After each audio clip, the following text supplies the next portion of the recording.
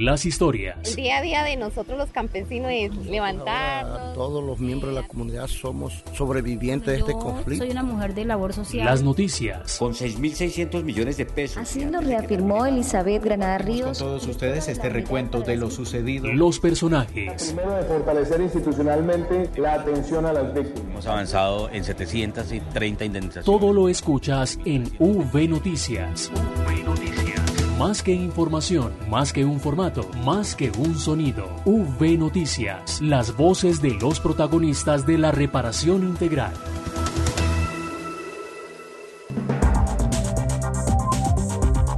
Bienvenidos y bienvenidas una vez más a V Noticias Radio, este programa de inicio de año 2020 contando un poco todo el trabajo que hizo la Unidad para las Víctimas durante el 2019. Saludamos a todos nuestros oyentes, a los sobrevivientes del conflicto y por supuesto a toda la sociedad, la ciudadanía en Bogotá y en las diferentes regiones del país. Soy Santiago Santa Coloma y hoy vamos a tener nuevamente como invitado especial al director de la Unidad para las Víctimas, el doctor Ramón Rodríguez, porque quedaron temas importantes que tratar. Bienvenidos y bienvenidas.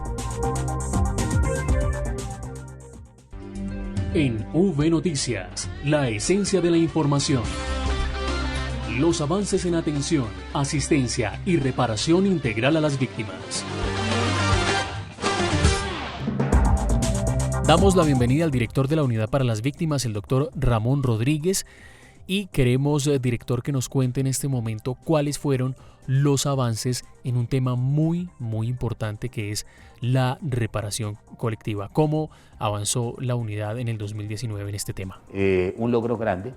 Logramos en el 2019 o en los 16 meses de gobierno, logramos el cierre de 20 sujetos de reparación colectiva.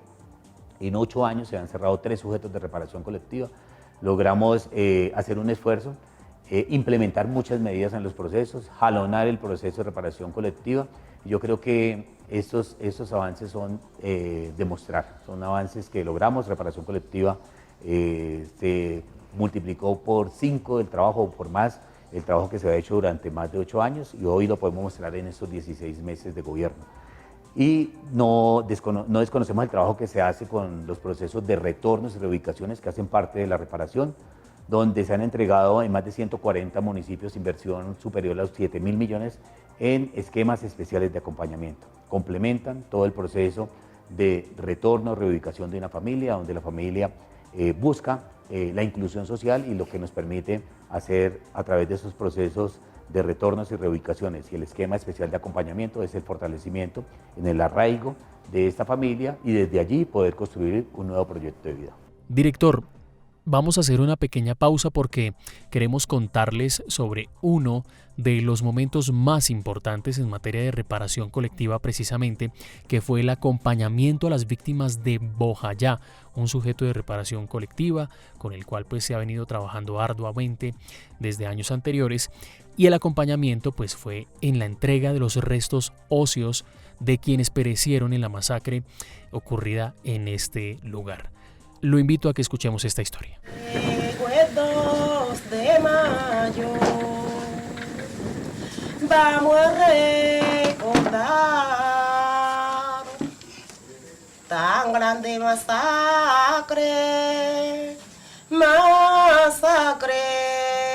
que hubo en Bojayá. Han pasado 17 años de la masacre de Bojayá y todavía no han podido llorar a sus muertos con los rituales que merecen las almas de los afrodescendientes, con oraciones y alabaos. Este es el lugar triste y afligido. No descansaron en paz ni los sobrevivientes, ni los que perecieron. José de la Cruz Valencia Córdoba, miembro del Comité por los Derechos de las Víctimas de Bojayá. Yo era bastante chico, en ese entonces tenía igual 15 años. Los hechos ocurren entre 10 y 11 de la mañana de 2002 y ese mismo día a la gran mayoría de los sobrevivientes nos tocó salir en condición de desplazados hacia el municipio vecino de Vigía del Fuerte.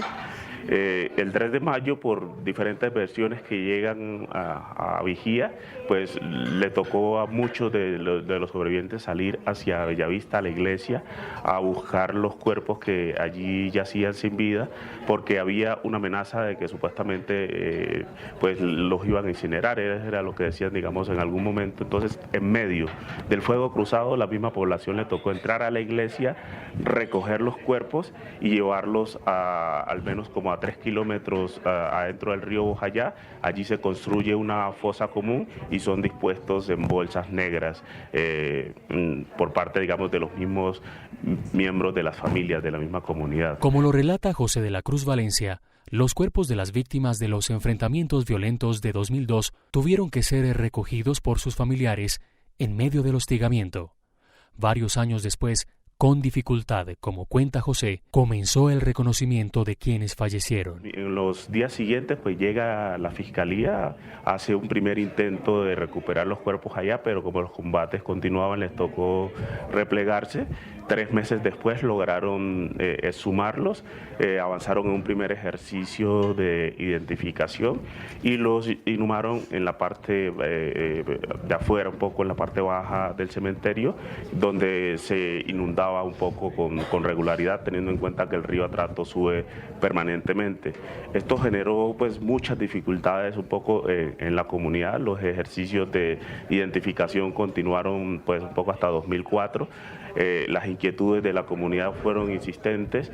Ya en 2017 se logra las exhumaciones, iniciando por el municipio de Río Sucio, luego Vigía del Fuerte, Bellavista y por último la comunidad de Pogue.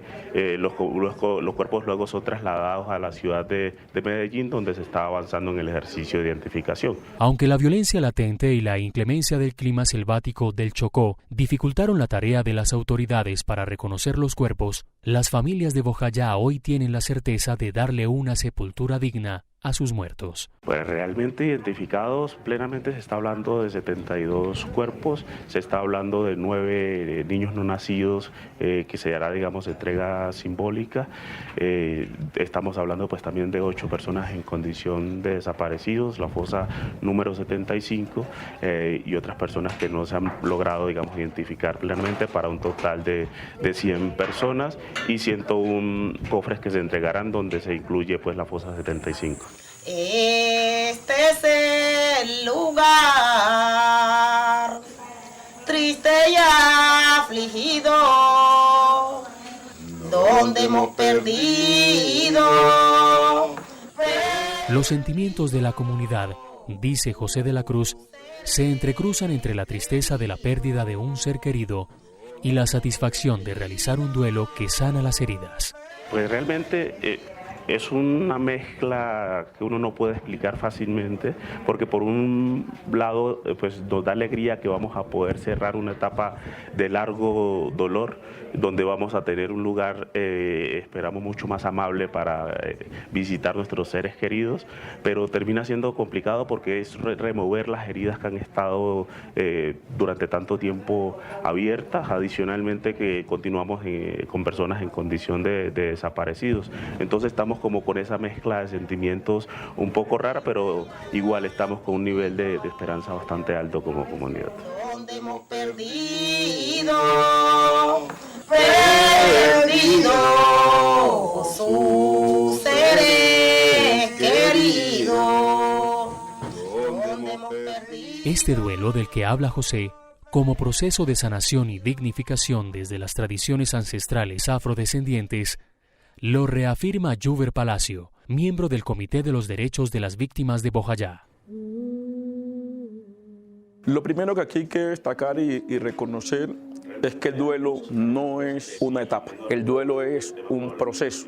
El duelo es un proceso que se hace de manera individual y en este orden de ideas es que con esta entrega de los cuerpos, con esta entrega formal, la gente pueda empezar a hacer el duelo como proceso. Y en ese orden de ideas nosotros siempre hemos venido manifestando en tradición que de alguna manera cuando le cantamos, cuando le rezamos a nuestros muertos, cuando le llevamos una flor, cuando ponemos un vaso de agua, así ellos pueden descansar en paz y es la manera de nosotros despedir las almas para que puedan descansar en la eternidad.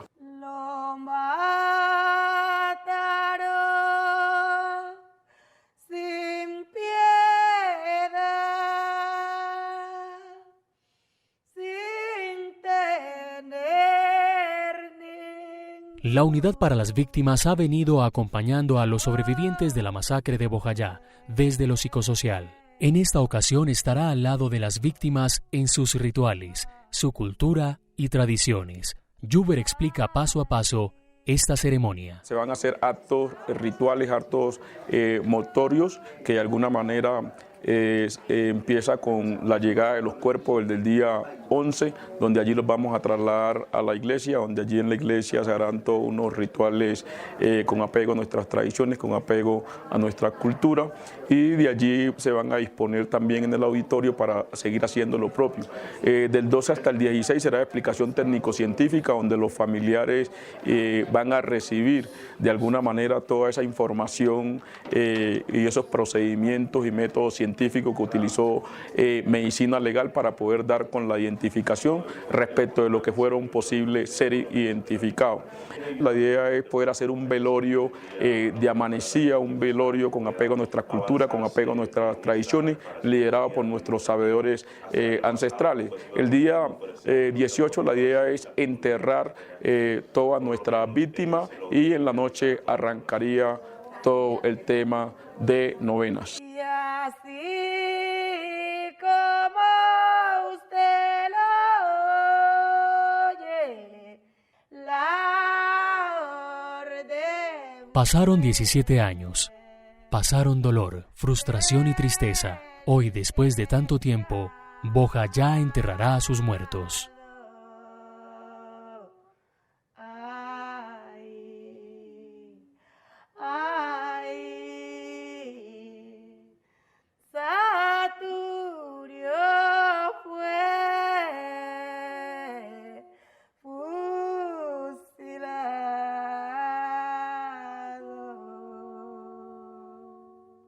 Noticias.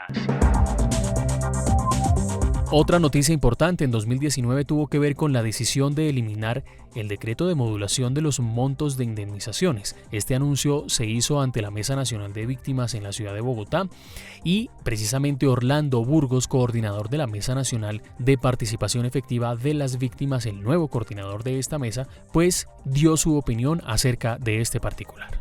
No, con mucha satisfacción. Es el producto del trabajo que veníamos haciendo como representantes de las víctimas en las mesas municipales, en las mesas departamentales, en la mesa nacional, en donde desde hacía mucho tiempo las víctimas habíamos manifestado nuestro desacuerdo, nuestro descontento, porque creemos que antes que es mejorar, lo que hay que hacer es mejorar. Satisfechos absolutamente con el anuncio de la doctora Susana, del director de la unidad de víctimas, de la doctora Lorena, la doctora Adriana, bueno, todos los funcionarios que se encuentran aquí en representación del doctor Mauricio de Planeación, y hemos hecho la tarea. Esta tarea no es de nadie, esta tarea es de las víctimas, esta tarea es de los líderes y lideresas de las víctimas representando en las mesas y por supuesto en la concertación con el gobierno nacional. Y en 2019 el presidente de la República, Iván Duque, anunció también ante los colombianos la importante noticia de prorrogar la ley de víctimas por 10 años más. Hay que tener en cuenta que esta ley pues tiene una vigencia hasta 2021 y así se dio este anuncio por parte del mandatario desde la Casa de Nariño. Y he tomado la decisión y le he dicho a la directora del Departamento de Prosperidad Social, la doctora Susana Correa, y al doctor Ramón Rodríguez, que es el director de la Unidad de Reparación de Víctimas, que debemos presentar al Congreso de la República un proyecto de ley con mensaje de urgencia para que podamos extender la vigencia de la ley de víctimas por 10 años más para garantizar la reparación y la atención a esa población que por años se vio afectada por el terrorismo y por la violencia. Volvemos con el director de la Unidad para las Víctimas para hablar precisamente, director, de esos retos que tiene la unidad en este 2020. Seguramente quedaron cosas pendientes en el año 2019 y que se van a trabajar en este 2020, director. Pendiente en el 2019 nos quedó pues seguir implementando, hay tareas de implementación de sujetos de reparación colectiva, donde nos quedaron 2 o 3 medidas en el plan de reparación colectiva para el tema de implementación. Nos quedó una tarea de la cual venimos trabajando y no es que estemos atrasados en la tarea, es en el estudio técnico frente al cumplimiento de la ley 1448 en cada uno de sus componentes. Ya tenemos parte del estudio, pero lo tenemos que terminar en el mes de enero para poderlo estar entregando más tardar en el mes de marzo, y hace parte de ese proyecto de ley donde el señor presidente hizo su anuncio. Buscamos que no se prorrogue la ley automáticamente, ya la Corte lo hizo, lo que buscamos es el fortalecimiento en esos artículos que necesitamos que la ley sea muy fuerte, unos temas de acceso a la oferta, que se pueda fortalecer los temas de la oferta, que las víctimas puedan tener el ingreso a los programas sociales, buscando siempre los procesos de inclusión social. Es lo que buscamos y por eso nos quedó una tarea y esta tarea la estamos cumpliendo. Yo creo que en este primer trimestre del 2020 la vamos a cumplir y ese es el compromiso que asumimos con el señor presidente, y más que con el señor presidente es con todas las víctimas del país, con esos 8.9 millones de víctimas que están en el registro, y por eso trabajamos y de forma muy coordinada con la mesa nacional, con las mesas departamentales, con las mesas municipales, estamos trabajando en ese proyecto de ley que buscará siempre fortalecer todos los procesos de atención y nunca ser regresivo en los derechos ya adquiridos por las víctimas. Eso fue como las tareas que nos quedaron pendientes, pero pues hay mucha tarea por hacer. Sabemos que el 17.7% de la población colombiana está en el registro, es una tarea muy grande. La venimos cumpliendo, siempre a cabalidad, haciendo ahorros y siempre buscando el fortalecimiento en los temas económicos. Aquí también hay un tema que es directamente o está directamente relacionado con la atención a las víctimas, es tener los recursos suficientes para poder pagar esa medida que siempre nos reclaman las víctimas, el pago de la indemnización por vía administrativa, sin desconocer los pagos que venimos adelantando por vía judicial. Queremos compartirles ahora una historia también de algo muy importante que se llevó a cabo en el año 2019. Fue la conmemoración de los 20 años de la masacre de Barrancabermeja, un hecho victimizante que enlutó a esta región del Magdalena Medio y por supuesto también al país. Escuchemos esta historia. Mamá los muertos, mamá los muertos. 12 pasos hacia la resistencia, así se conmemoró en Barrancabermeja 20 años de la masacre ocurrida en los barrios nororientales de la ciudad aquel 28 de febrero de 1999, en el que las víctimas fueron 12 personas, entre las cuales hubo 8 asesinadas, 2 desaparecidas y 2 sobrevivientes. Mamá los muertos,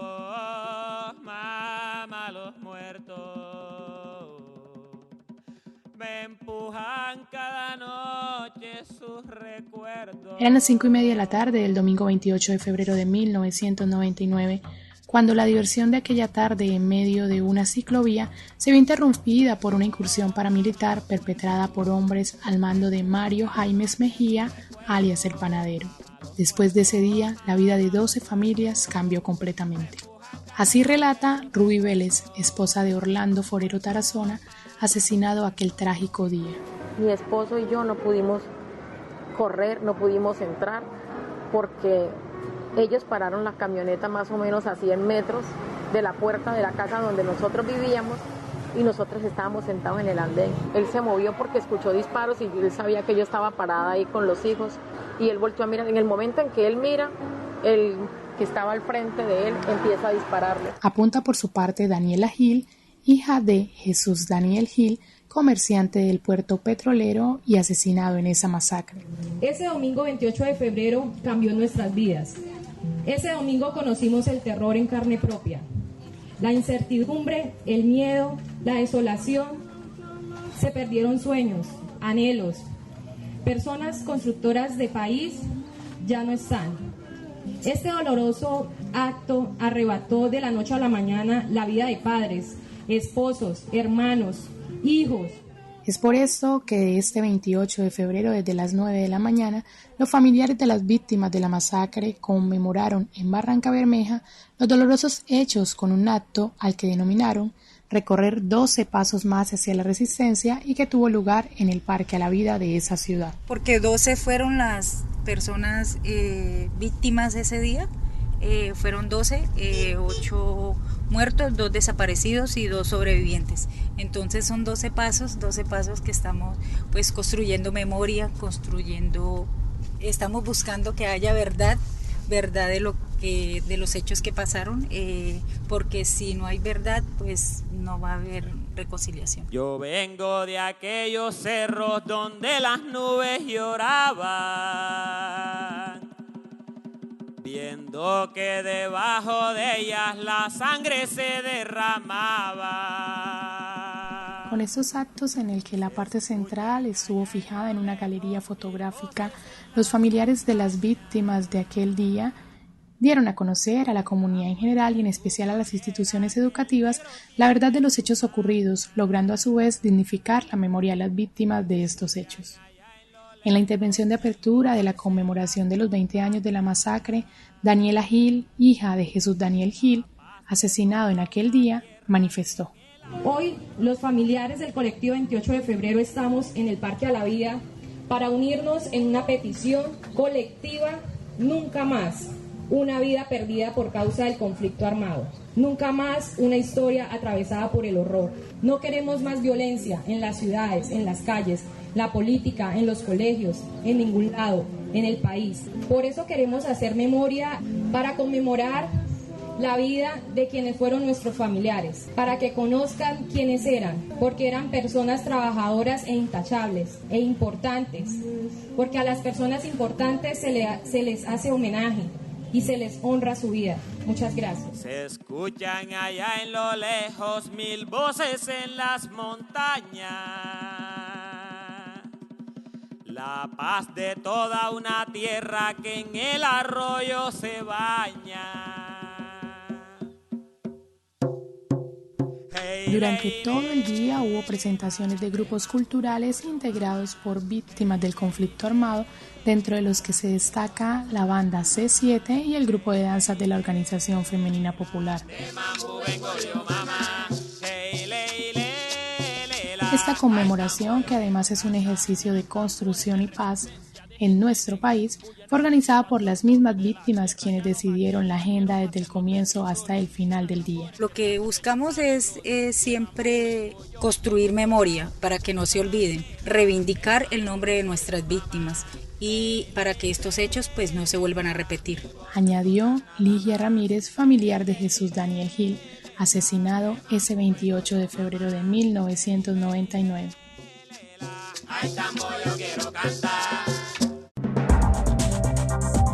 Director Ramón Rodríguez, seguimos aquí en V Noticias Radio y queremos preguntarle en este momento cuáles son los principales retos y tareas que tiene la unidad para las víctimas para este año 2020. Retos que tiene para el próximo año es trabajar muy de la mano con el Ministerio del Interior en la política de prevención para que no nos sucedan hechos victimizantes, fortalecer los esquemas de atención a través de los planes de contingencia, cómo atender en el caso que se presente una emergencia humanitaria en el territorio, seguir manteniendo los estándares en los temas de registro, no dejar acumular ni dejar que nos queden rezagos de atención en los temas de registro.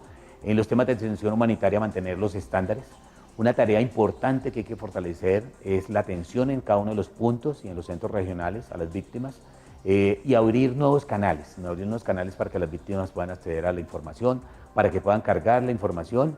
Y una tarea grande es la consecución de recursos. Por eso trabajamos de forma articulada con los 170 municipios PEDET, con la consejería, para que acciones que adelantemos en esos 170 municipios, donde están más del 50% de los sujetos de reparación colectiva, donde tenemos un 30% de la población víctima que está en el registro, podamos articular acciones que nos permitan ahorrar recursos, que podamos poder impactar en cada una de las acciones que nosotros adelantamos, pero que esos recursos vayan enfocados siempre al fortalecimiento de la reparación individual, del pago de esa medida del pago de la reparación individual. Es como de las tareas más grandes que tenemos, y seguir consiguiendo recursos, haciendo el esfuerzo, haciendo la gestión con el Ministerio de Hacienda, porque tenemos víctimas que ya están en la ruta esperando solamente el pago, que ya tienen toda su documentación, pero necesitamos principalmente el fortalecimiento de recursos para poder avanzar en los pagos de indemnización. Hay un tema muy importante ya para finalizar, director, y es el tema de las 16 curules para las víctimas. Es un compromiso que está plasmado dentro del acuerdo final de paz que se firmó con las FARC, y pues, ¿cuál es el papel que tiene la unidad frente a este tema, director? Con las 16 curules ya hemos tenido 2 reuniones con el consejero, y también lo que buscamos, y convocada por presidencia, lo que buscamos es que se pueda dar cumplimiento a los acuerdos, revisar muy bien cuáles son esos compromisos que se hicieron en los acuerdos, que estas 16 curules de verdad vayan en representación de las víctimas, que vayan avaladas por el Registro Único de Víctimas, por los hechos victimizantes, y también respetando cada uno de los acuerdos. Eso es lo que ha pedido el señor presidente: hay que revisarlos, hay que aterrizarlos, pero también hay que aterrizarlos con temas presupuestales. Por eso en las reuniones ha estado el Ministerio de Hacienda, porque estas 16 curules tienen un costo. Lo que queremos es que estas 16 curules de verdad representen a las víctimas y que nos permitan cada día hacer el proceso y fortalecer la política pública en atención a las víctimas, tanto en lo territorial como en lo nacional, enfocado siempre a la restitución de los derechos de las víctimas. Gracias al director de la Unidad para las Víctimas por contarnos todos estos avances y retos que tiene la Unidad para las Víctimas para reparar integralmente a los sobrevivientes del conflicto, un trabajo que seguirá en este 2020 con un gran equipo humano para atender a quienes han sufrido el conflicto. Los dejamos con las voces de las víctimas, con las historias de vida, de poder y resiliencia. Soy Santiago Santa Coloma y nos escuchamos en la próxima emisión. Chao, chao. De las montañas de Tierra Adentro en el Cauca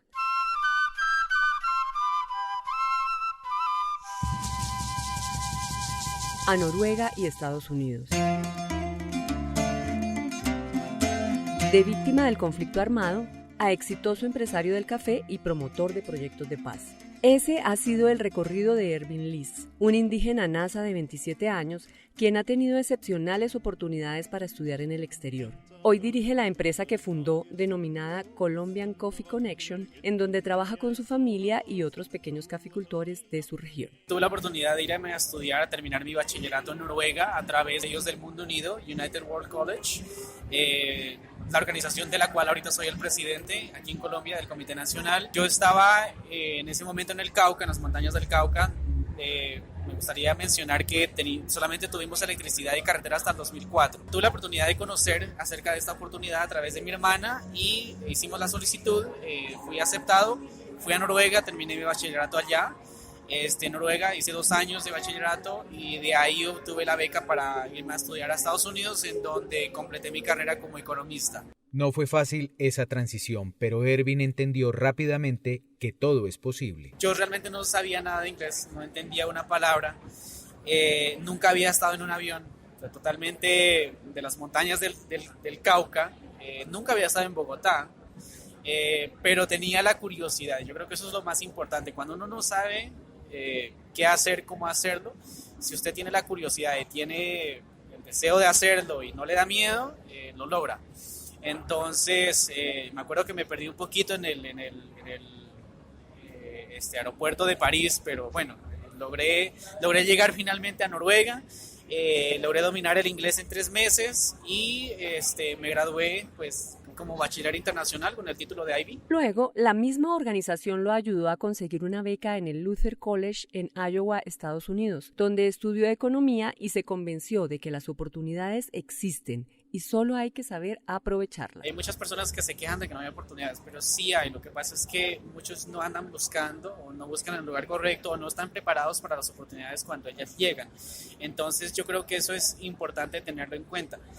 Por otro lado, me hizo mucho más visionario y entender que el mundo es algo, quieres irte a cualquier parte, puedes ir y que se puede, si quieres hacer cualquier cosa la puedes hacer, siempre y cuando te pongas, pues tengas la mentalidad, tengas el enfoque, tengas la disciplina y pongas el trabajo. Fue así como surgió a finales de 2017, cuando ya casi terminaba los estudios en Estados Unidos, la idea de crear la empresa Colombian Coffee Connection, que empezó con 6 pequeños caficultores y hoy ya tiene 16, todos indígenas nasa.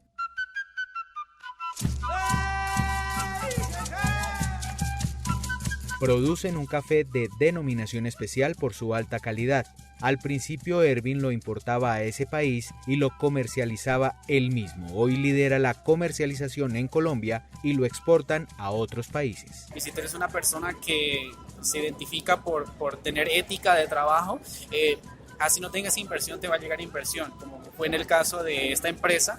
Yo empecé en Estados Unidos con un amigo empresario, él es un empresario muy grande, tiene unas empresas muy grandes, fue a dar una charla a una universidad, nos hicimos amigos y él puso la inversión inicial para esta empresa, una suma importante de dinero, y seguimos siendo socios, seguimos siendo amigos, entonces si se quiere se puede.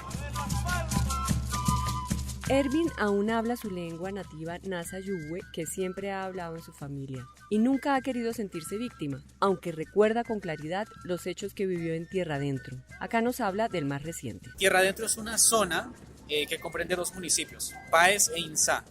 Páez ha sido una de las municipalidades quizás más afectadas por el conflicto en la zona del suroriente caucano. Todavía yo tengo un poquito de pesadillas. Es en el 2014, yo había participado en un programa que se llama Los Proyectos para la Paz a través del Davis Scholarship en Estados Unidos. Venía para Tierra Adentro a hacer un proyecto para la paz. Era la construcción de un invernadero para un colegio indígena. Y cuando íbamos a mitad de camino con mi papá en la motocicleta, el ejército y la guerrilla hubo un enfrentamiento entre los dos y a mí me cayeron 2 balas a menos de 1 metro de donde yo estaba. Entonces estuvimos realmente muy cerca de ser heridos por las balas en ese momento. Y situaciones como esas nos han sucedido en el Cauca y bueno, desafortunadamente continúa en Tierra Adentro, no tanto como en el norte, pero todavía estamos siendo afectados por el conflicto detonadamente. Ervin Liz es ejemplo de disciplina y pasión por lo que hace. Quiso dedicarse al café porque conoce el proceso desde pequeño y lo apasiona. Además, quería ser independiente, ayudar a su familia y a su comunidad Nasa, por lo que les paga el café a un valor más alto. Está cumpliendo un gran sueño. Precisamente por eso hice esta empresa, porque quería representar lo mejor de mi comunidad, que es el café. Quería llevarle al mundo lo que producimos con tanto sacrificio, con tanto amor y también con mucha disciplina. También cuando hablo con las personas hablo siempre de mi comunidad. Soy muy orgulloso de ser indígena Nasa.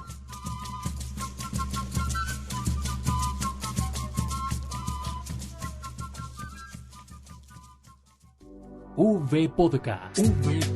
Las voces y las historias de la reparación integral. V Podcast. Escúchenos, descarga y pasa la voz.